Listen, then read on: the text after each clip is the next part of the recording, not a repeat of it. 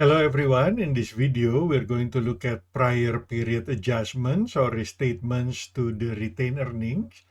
In this example, the company discovers that it did not accrue $10,000 of interest expense in year one. So they missed this adjusting entries to accrue $10,000 of interest expense.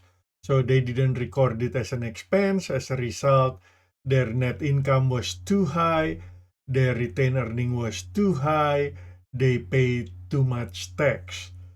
Assuming a related income tax effect of $3,000, they will need to make the correcting entries like what we are going to see in this video.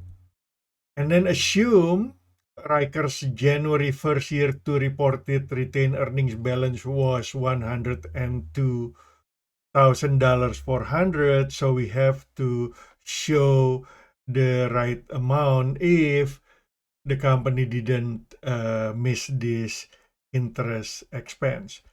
So the entries miss interest payable was not recorded. Interest payable was too low by $10,000. Interest expense was not recorded. Retained earnings was too high by $10,000. From the tax standpoint, tax expense is too high by $3,000.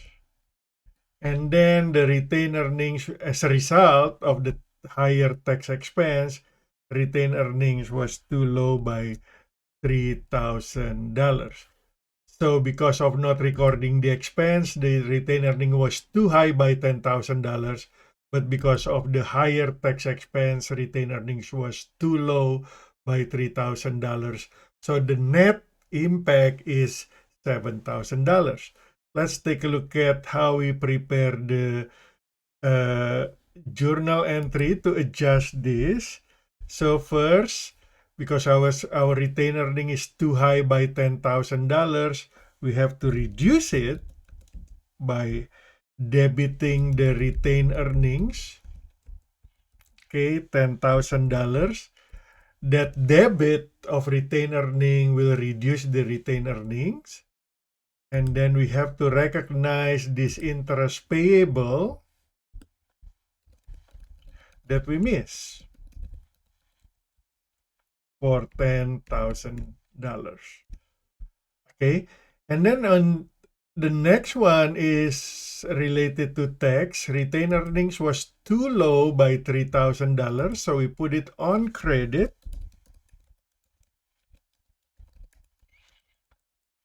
$3,000.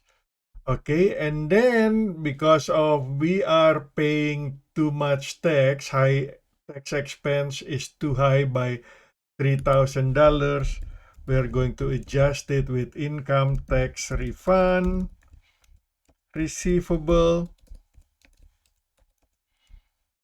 or payable in different case, okay, for $3,000. Okay, that's how we prepare the prior period adjustments due to missing recording, missing the interest expense. Okay, accruing the interest expense. And then the company shows that the reported retained earnings balance at the beginning of the year is 102,400. 102,400.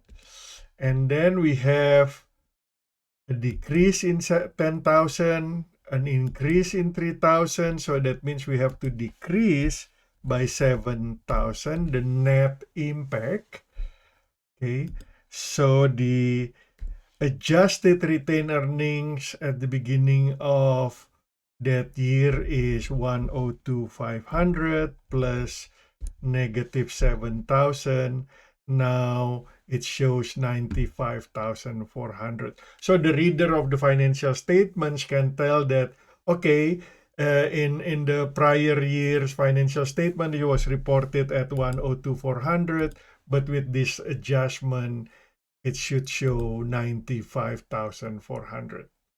Okay, so that's how we prepare these adjusting entries for prior period adjustments that affects our retainer earnings.